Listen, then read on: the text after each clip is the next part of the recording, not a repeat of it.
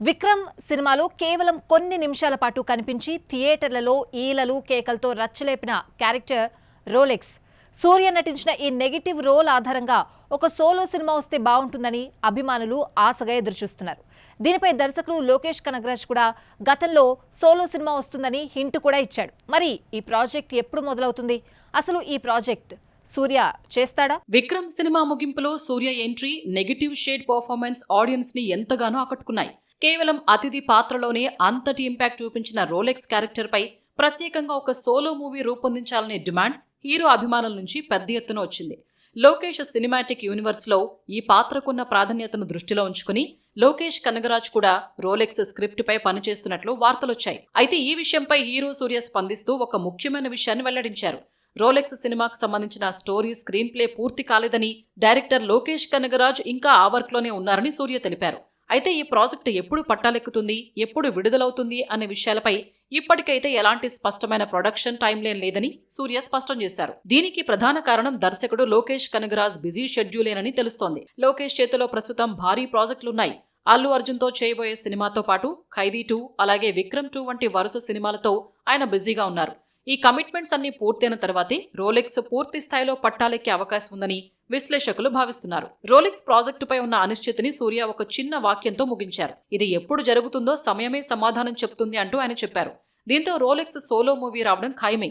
అయితే అది వెండి తెరపైకి రావడానికి మాత్రం మరికొంతకాలం వేచి చూడక తప్పదు. ఈ ఏడాది వరల్డ్ బాక్సాఫీస్ లో ఆసక్తికరమైన క్లాష్ కు రంగం సిద్ధమైంది. ఒకవైపు భారతీయ పురాణ గాథను భారీ స్థాయిలో తెరకెక్కిస్తున్న రామాయణ, మరోవైపు హై టెక్నాలజీతో రూపొందించిన గాడ్జిల్లా -0.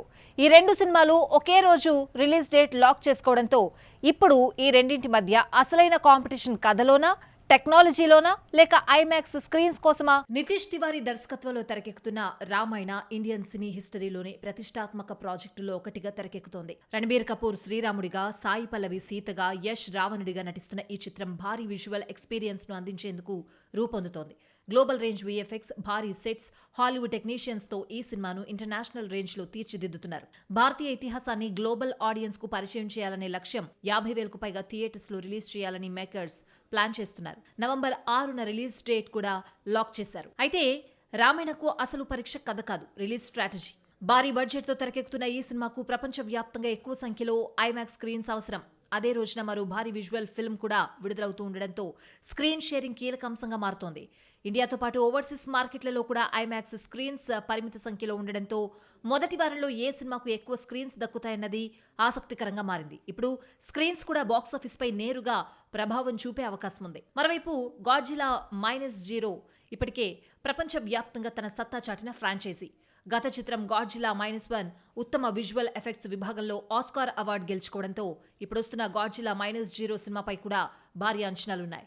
భారీ మాన్స్టర్ యాక్షన్, అద్భుతమైన విజువల్ ఎఫెక్ట్స్, ఐమాక్స్ ఎక్స్పీరియన్స్ ఈ సినిమాకు మెయిన్ ఎసెట్. ముఖ్యంగా జపాన్, అమెరికా, యూరప్ మార్కెట్లతో పాటు ఇండియాలో కూడా గాడ్జిల్లాకు స్పెషల్ ఫ్యాన్ బేస్ ఉండడం, రీసెంట్ గా రిలీజ్ అయిన ద ఒడిసీ, స్పైడర్ మ్యాన్ లాంటి సినిమాలు రికార్డ్ స్థాయిలో ఇండియన్ బాక్స్ ఆఫీస్ కలెక్షన్స్ రావడం ఈ చిత్రానికి అదనపు అడ్వాంటేజ్ గా మారుతోంది. ఈ క్లాష్ ను కేవలం రెండు సినిమాల పోటీగా చూడడం కరెక్ట్ కాదు. ఇది Indian mythology versus Japanese monster universe మధ్య విజువల్ వార్. ఒక సినిమా భారతీయ సంస్కృతిని ప్రపంచానికి చూపించాలనుకుంటే మరో సినిమా ప్రపంచ వ్యాప్తంగా ఇప్పటికే బలమైన బ్రాండ్ తో వస్తోంది. అయితే అసలు కాంపిటీషన్ కలెక్షన్స్ కన్నా కూడా ఐమాక్స్ స్క్రీన్స్ కోసమే కనిపిస్తోంది. ఒకే రోజున రెండు భారీ విజువల్ మూవీస్ వస్తే థియేటర్ యజమానులు ఏ సినిమాకు ఎక్కువ షోలు కేటాయిస్తారు, ప్రేక్షకులు ఏ సినిమాను ముందుగా ఎంచుకుంటారు?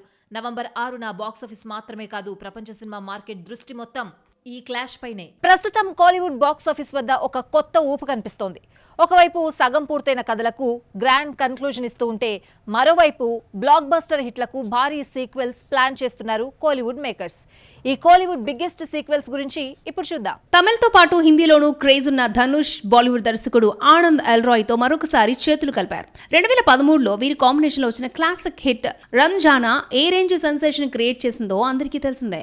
రీసెంట్ గా అదే మ్యాజిక్ ని రిపీట్ చేస్తూ తేరే ఇష్క్ మే చిత్రంతో ఆడియన్స్ ముందుకొచ్చారు. రొమాంటిక్ డ్రామాకు రూపొందిన ఈ సినిమా బాక్సాఫీస్ వద్ద అంచనాలను అందుకోలేదు. ఇక ధనుష్ ఫ్యాన్స్ ఎప్పుడెప్పుడా అని ఏళ్ల తరబడి వెయిట్ చేస్తున్న most awaited movie Vada Chennai 2 వెற்றி వెట్రిమారన్ డైరెక్షన్ లో 2018లో వచ్చిన Vada Chennai gangster cult classic గా నిలిచింది.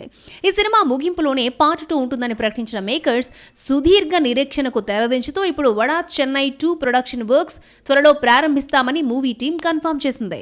ధనుష్ సీక్వెల్స్ లిస్ట్ ఇక్కడితో ఆగలేదు. అరుణ్ మాధేశ్వరన్ డైరెక్షన్ లో వచ్చిన యాక్షన్ అడ్వెంచర్ కెప్టెన్ మిల్లర్ చిత్రాన్ని ఒక మల్టీ పార్ట్ ఫ్రాంచైజీగా విస్తరించాలని ప్లాన్ చేస్తున్నారు.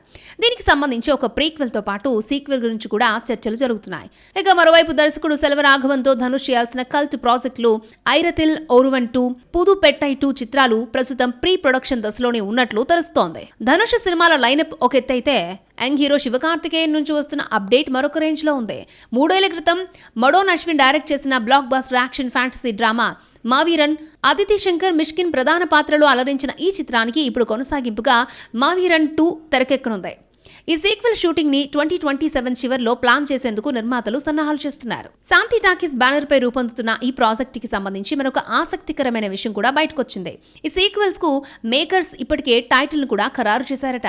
అతి త్వరలోనే ఈ చిత్రానికి సంబంధించిన పూర్తి వివరాలు అధికారికంగా అనౌన్స్ చేయనున్నారు. మాస్ గ్యాంగ్స్టర్ కథల నుంచి ఫ్యాంటసీ యాక్షన్ డ్రామాల వరకు కోలీవుడ్ బాక్స్ ఆఫీస్ ని షేక్ చేయడానికి వరుస సీక్వెల్స్ రెడీ అవుతున్నాయి. మరి ధనుష్ గ్యాంగ్స్టర్ వరల్డ్ లోకి తీసుకెళ్లే వడా చెన్నై 2 కోసం ఎదురు చూస్తున్నారో లేక శివకార్తికేయన్ మావీరన్ 2 కోసం ఆడియన్స్ ఎక్కువగా వెయిట్ చేస్తున్నారో తెలియాలంటే కొన్నేళ్లు ఆగాల్సిందే. కోలీవుడ్ నుంచి టాలీవుడ్ వరకు తన వైవిధ్యమైన నటనతో కోట్లాది మంది అభిమానులను సంపాదించుకున్న విలక్షణ నటుడు విజయ్ సేతుపతి సంచలన నిర్ణయం తీసుకున్నారు. రోల్ చిన్నదా పెద్దదా అని చూడకుండా కేవలం కథ లేదా స్నేహం కోసం ఇన్నాళ్లు అతిథి పాత్రలు చేస్తూ వచ్చిన సేతుపతి ఇకపై నో క్యామియోస్ అంటున్నారు. దీని వెనుకున్న రీజన్ ఏంటో ఈ స్టోరీలో చూద్దాం. విజయ్ సేతుపతి అంటేనే కొత్తదనం నిండిన స్టోరీలు, విలక్షణమైన పాత్రలు.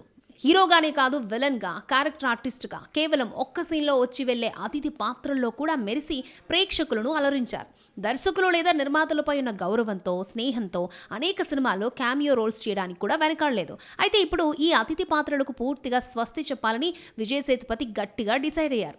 ఇకపై ఏ సినిమాలోనూ స్పెషల్ అపీరియన్స్ ఇవ్వనని స్పష్టం చేశాడు. అయితే ఈ నో క్యామియో రూల్ కి ఒకే మినహాయింపునిచ్చారు విజయ్ సేతుపతి. సూపర్ స్టార్ రజనీకాంత్ హీరోగా రాబోతున్న జైలర్ 2 సినిమాలో మాత్రం ఆయన ప్రత్యేక పాత్రలో కనిపించనున్నారు.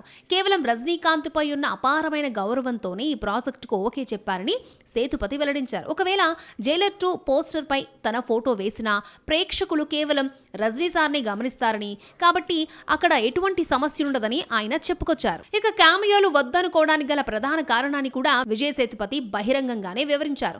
చిన్న సినిమాల్లో తను కేవలం కొన్ని నిమిషాలు మాత్రమే కనిపించే పాత్రలు చేసినప్పటికీ నిర్మాతలు ఆ సినిమాల పోస్టర్లలో తన ఫోటోలు పెద్దగా వేసి మార్కెటింగ్ చేసుకుంటున్నారట. దీనివల్ల థియేటర్లకు వచ్చే ప్రేక్షకులు మోసపోవడమే కాకుండా తాను సోలో హీరోగా చేస్తున్న సినిమాల మార్కెట్ మరియు క్రేజ్ పై తీవ్ర ప్రభావం పడుతోందని ఆయన ఆవేదన వ్యక్తం చేశారు. అందుకే ఈ కఠిన నిర్ణయం తీసుకున్నట్లు చెప్పాడు విజయ్ సేతుపతి. ఆర్టిఫిషియల్ ఇంటెలిజెన్స్ దుర్వినియోగం రోజుకు హద్దులు దాటుతోంది. సినీ సెలబ్రిటీల ఫోటోలను మార్ఫింగ్ చేస్తూ డీప్ ఫేక్ రూపంలో షేర్ చేయడంపై నటి మృణాల్ ఠాకూర్ తీవ్ర ఆగ్రహం వ్యక్తం చేశారు. గతంలోనే లీగల్ నోటీసుల ద్వారా హెచ్చరించిన మృణాల్ తాజాగా ఈ ఆన్లైన్ సైబర్ పోక్రీలకు గట్టి బుద్ధి చెప్పేందుకు ఒక స్టెప్ తీసుకున్నారట. డీప్ ఫేక్ క్రియేటర్లు మరియు ఆన్లైన్ ట్రోలర్లపై నటి మృణాల్ ఠాకూర్ యుద్ధం ప్రకటించారు. తన ఎక్స్ ఖాతా ద్వారా స్పందించిన ఆమె, మనం ఒక చిన్న హాల్ ఆఫ్ ఫేమ్ ని నిర్మిద్దాం. ఏ ద్వారా సృష్టించిన అసభ్యకర ఫోటోలు లేదా నాన్ కన్సెన్సువల్ ఇమేజెస్ షేర్ చేస్తూ ఎవరైనా వేధింపులకు పాల్పడితే ఆ ఖాతాలను దీనికి ట్యాగ్ చేయండి అని పిలుపునిచ్చారు. సోషల్ మీడియాలో తమ ఆత్మ గౌరవానికి భంగం కలిగిస్తున్న సైబర్ క్రిమినల్స్ గుట్టు రట్టు చేసేందుకు నెటిజన్లందరూ ఏకం కావాలని మృణాల్ పిలుపునివ్వడం ఇప్పుడు నెట్టింట తీవ్ర చర్చనీయాంశంగా మారింది. అంతకుముందు కూడా తన ఐడెంటిటీని దుర్వినియోగం చేస్తూ డీప్ ఫేక్ కంటెంట్ ని ప్రచారం చేస్తున్న వారిపై మృణాల్ తీవ్ర స్థాయిలో మండిపడ్డారు. నా అనుమతి లేకుండా ఏఐ ఆధారిత డీప్ ఫేక్ ఫోటోలను సృష్టించడం లేదా షేర్ చేయడం చట్ట విరుద్ధం. తక్షణమే ఆ ఫోటోలను తొలగించాలి. ఇది మీకు ఇస్తున్న ఫైనల్ వార్నింగ్. ఇకపై నా ఐడెంటిటీని దుర్వినియోగం చేస్తే తీవ్రమైన చట్టపరమైన చర్యలు ఫేస్ చేయాల్సి వస్తుందని సోషల్ మీడియా వేదికగా ఘాటు వ్యాఖ్యలు చేశారు. అంతేకాదు డీప్ ఫేక్ ఫోటోల క్రియేటర్లతో పాటు వాటిని లైక్ చేసిన, షేర్ చేసిన వారిని కూడా నేరస్తులుగానే పరిగణిస్తామని స్పష్టం చేశారు. మరోవైపు ఈ వివాదాలను పక్కన పెడితే మృణాల్ ఠాకూర్ కెరీర్ ప్రస్తుతం సక్సెస్ఫుల్ గా సాగుతోంది. ఇటీవల డేవిడ్ ధావన్ డైరెక్షన్ లో వరుణ్ ధావన్, పూజా హెగ్డేలతో కలిసి నటించిన హే జవానీతో ఇష్క్ హోనా హై అనే లవ్ అండ్ కామెడీ ఎంటర్టైనర్ తో ప్రేక్షకులను అలరించారు. ప్రజెంట్ ఆమె తమిళ దర్శకుడు అట్లీ తెరకెక్కిస్తున్న అత్యంత క్రేజీ ప్రాజెక్ట్ రాకాలో కీలక పాత్రకు ఎంపికయ్యారు. టాలీవుడ్ లో తమిళ మ్యూజిక్ డైరెక్టర్స్ దే హవా. Anirudh, GV Prakash, young boy, Sai Abhyankar present trending composers. కానీ వీరి సీనియర్స్ ఏఆర్ రెహమాన్, యువన్ శంకర్ రాజాలకు ఆఫర్స్ అంతంత మాత్రమే. రాక పెద్దితో రీఎంట్రీ ఇచ్చిన రెహమాన్ ఫ్లాప్ సెంటిమెంట్ రిపీట్ చేశాడు. మరి యువన్ శంకర్ రాజా పరిస్థితి ఏంటి? టాలీవుడ్ నుండి ఆఫర్స్ కరువయ్యాయా? రెహమాన్ కూడా మరో యువన్ శంకర్ రాజా అవుతున్నాడా? దేవిశ్రీ ప్రసాద్ హీరోగా focus, Thaman selective projects, Keeravani వారణాసితో ప్రయాణం వల్ల టాలీవుడ్ లో స్టార్ కంపోజర్స్ కొరత ఏర్పడింది. ఇంకేముంది, తమిళ కంపోజర్స్ ను అరువు తెస్తోంది. జీవి ప్రకాష్ ప్రస్తుతానికి తెలుగులో 3-4 సినిమాలకు కమిట్. అనిరుద్ రవిచంద్రన్ కూడా 4-5 సినిమాలతో బిజీ. సాయి అభ్యంకర్ ఖాతాలో అట్లీ బన్నీ ఫిలిం రాక ఉంది. మరి seniors AR Rahman and Yuvan Shankar రాజాలు మాత్రం టాలీవుడ్ ఆఫర్స్ కోసం వెయిట్ చేయాల్సిన పరిస్థితి. ఫ్లాప్ సెంటిమెంట్ వీళ్ళని బెంచ్ పై కూర్చోబెట్టేలా చేస్తోంది. లెజెండరీ మ్యూజిక్ డైరెక్టర్ ఇళయరాజా తెలుగులో ఎంత సక్సెస్ అయ్యారో ఆయన వారసుడు యువన్ శంకర్ రాజా అంత ఫ్లాప్ అయ్యాడు. సాంగ్స్, బీజిఎం బాగున్నప్పటికీ సినిమాలు బాక్స్ ఆఫీస్ దగ్గర బోల్తా పడుతూ ఉండడంతో యువన్ కంపోజింగ్ చేస్తే సినిమా ఆడదన్న నెగిటివ్ టాక్ వచ్చేసింది. దీంతో అవకాశాలు కూడా అంతంత మాత్రంగానే వస్తున్నాయి. గ్యాంగ్స్ ఆఫ్ గోదావరి తర్వాత తెలుగులో కాస్త గ్యాప్ తీసుకున్న యువన్ రీసెంట్లీ సౌండ్ ఇంజనీర్ సినిమాకు కమిట్ అయ్యాడు. ఆస్కార్ విన్నర్ అయ్యాడేమో గానీ టాలీవుడ్ లో సరైన సక్సెస్ లేక సతమతమవుతున్నాడు స్టార్ కంపోజర్ ఏఆర్ రెహమాన్. టైంకి సాంగ్స్ ఇవ్వడన్న విషయాన్ని పక్కన పెడితే అతడు మ్యూజిక్ అందిస్తే ఫ్లాప్ అన్న సెంటిమెంట్ తెలుగులో బలంగా నాటుకుపోయింది. అతడు కెరీర్ మొదలుపెట్టిన తొలినాళ్లలో స్ట్రైట్ తెలుగు మూవీస్ కు కంపోజింగ్ చేశాడు. ఆ సినిమాలన్నీ ఫ్లాప్స్. ఆ తర్వాత బైలింగ్వల్ చిత్రాలది అదే సిచ్యువేషన్. అంతలో తమిళ, హిందీలో బిజీగా ఉండటం, రెమ్యూనరేషన్ ఆకాశాన్ని తాకడం, ఫ్లాప్ సెంటిమెంట్ వెరసి టాలీవుడ్ మేకర్స్ అతన్ని పక్కన పెట్టేశారు. చాలా గ్యాప్ తర్వాత పెద్దితో తెలుగులో రీఎంట్రీ ఇచ్చాడు రెహమాన్. సాంగ్స్ సోషల్ మీడియాను షేక్ చేశాయి. సినిమాలో బీజిఎం కూడా ఆకట్టుకుంది. కానీ సినిమా అనుకున్నంత స్థాయిలో విజయాన్ని నమోదు చేయలేదు. పెద్ది రిలీజ్ కాకముందు ఏఆర్ రెహమాన్ ఊపు చూసి తెలుగులో వరుసగా ఆఫర్స్ కొల్లగొడతాడు అనుకుంటే మరో మూవీకి సైన్ చేసిన దాఖలాలు లేవు. చిరంజీవి, బాబీ ప్రాజెక్టుకు ఇతడే కంపోజర్ అనుకున్నారు. కట్ చేస్తే తమన్నా ఛాన్స్ కొట్టేశాడు. మరి ఆస్కార్ విన్నర్ తెలుగులో ఆఫర్స్ కొల్లగొట్టి బిజీ అవుతాడా, లేక యువన్ శంకర్ రాజాలా అడపాదడపా చిత్రాలతో సరిపెట్టేస్తాడా? Let's see. సో చూసారు కదా, ఇది వాల్టి మూవీ మిక్చర్. మరిన్ని ఫిల్మీ అప్డేట్స్ తో రేపటి మూవీ మిక్చర్ లో మళ్ళీ కలుసుకుందాం. Until then keep watching NTV.